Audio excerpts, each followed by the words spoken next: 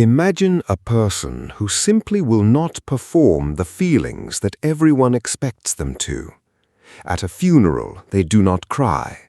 When asked if they are in love, they answer honestly that they are not sure. When offered an opportunity, they say it does not much matter either way. Everything about them is truthful, and everything about them is unsettling, because human society runs on a quiet agreement that we will all pretend a little. And a novel published in the middle of the last century asks a question that still makes readers uncomfortable. What exactly is it that we punish in a person who refuses to pretend?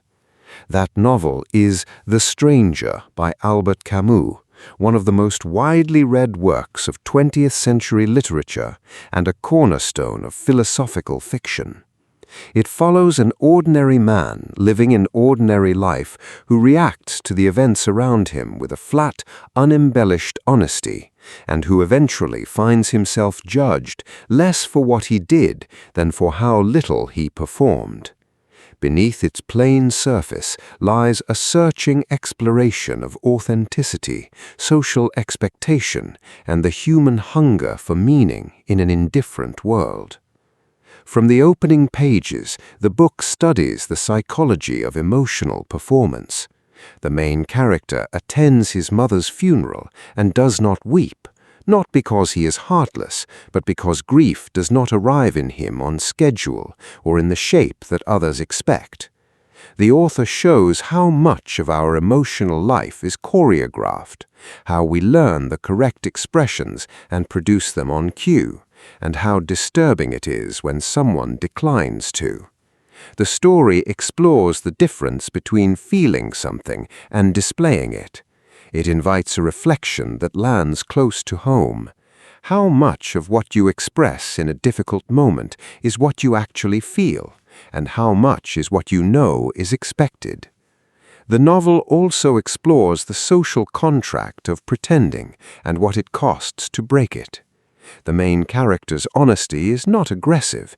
He simply answers questions truthfully rather than reassuringly.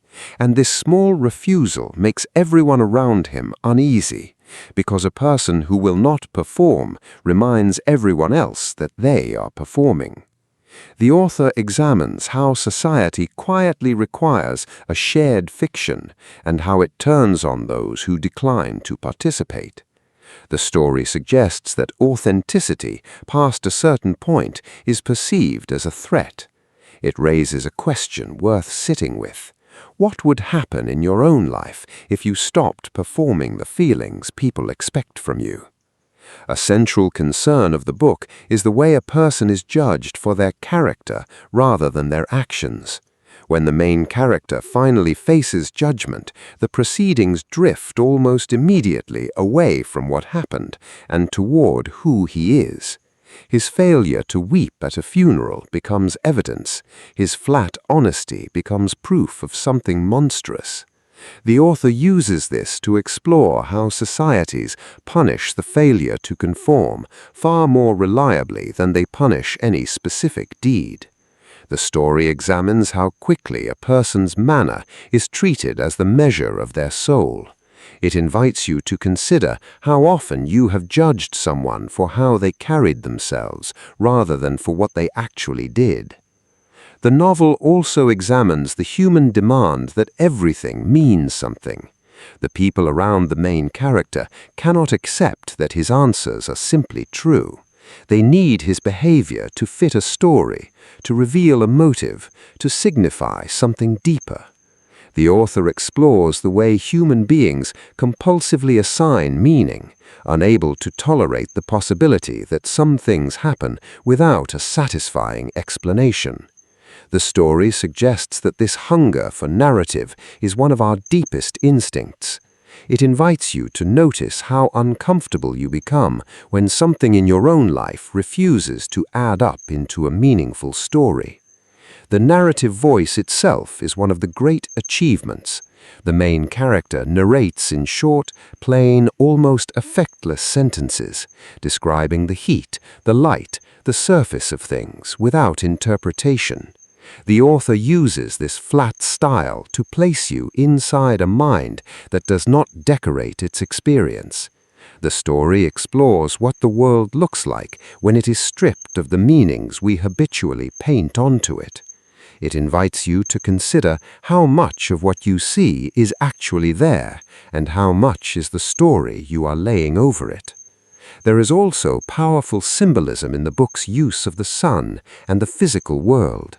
The heat, the glare, the sheer weight of the natural world press on the main character throughout, presented as forces that are enormous and utterly indifferent to human concerns.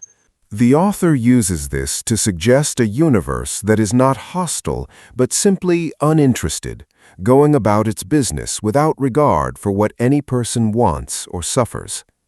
The story explores what it feels like to live inside a world that offers no answering voice. It invites you to reflect on how you make peace with a world that does not seem to be responding to your questions. The novel also studies the strange freedom that arrives when illusions fall away.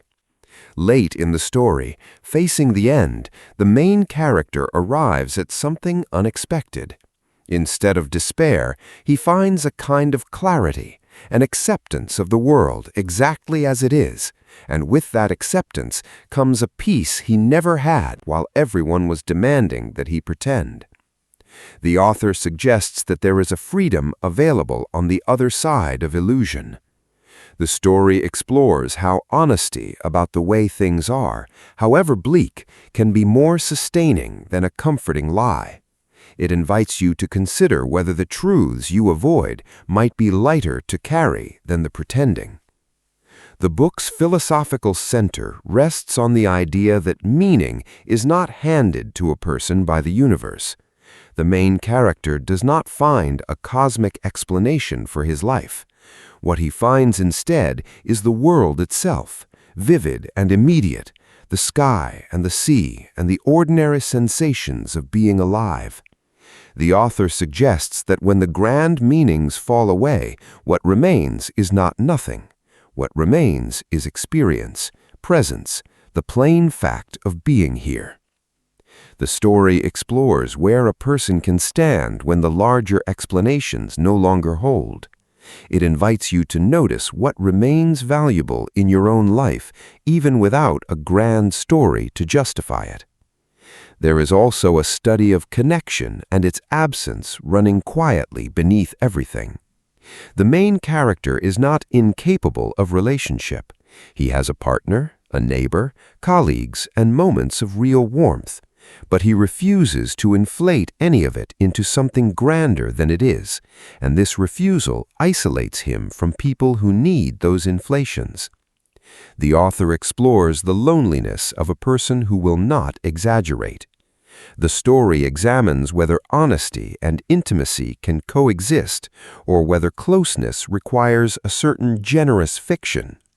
It invites you to reflect on the small exaggerations that hold your own relationships together and what they are actually for. The novel also examines how a person can become a symbol in other people's arguments. As the story proceeds, the main character stops being treated as a person at all and becomes a screen onto which others project their fears about morality, society, and human nature. The author shows how a real human being disappears once a crowd decides what he represents. The story explores the way individuals are flattened into examples. It invites you to consider how often the people you form strong opinions about are actual people to you, and how often they have become symbols in a story you are telling. The emotional arc of the book moves from detachment through pressure toward an unexpected kind of peace. The main character does not transform into someone warmer or more conventional. He simply arrives at the end at a full acceptance of his own life exactly as it was, without regret and without pretense. The author offers this not as triumph, but as a strange, quiet resolution. The story explores what it might mean to accept your own life completely, without needing it to have been anything other than it was. It invites you to consider what such acceptance would require of you. The book also gives quiet attention to the ordinary pleasures that the main character never dismisses. Swimming in the sea, the warmth of the sun on skin, a cigarette, a meal, the presence of someone beside him. These small physical experiences are described with a directness that give them real weight. The author seems to suggest that a person who refuses to inflate the grand meanings may be unusually available to the simple ones. The story explores how the immediate texture of being alive can become more vivid once it stops being measured against some larger purpose. It invites you to notice which plain, ordinary pleasures in your own days you might be walking past while waiting for something more significant to arrive. In the end, The Stranger leaves you with an uncomfortable and useful set of questions about honesty and the roles we play. It suggests that much of social life runs on shared performance, that societies punish the failure to conform more than they punish harm itself, and that a hard clarity about the world can bring its own strange peace. A story that makes you examine your own performances in your life offers something rare and genuinely unsettling. Books aren't just stories, they're mirrors that help us understand ourselves better.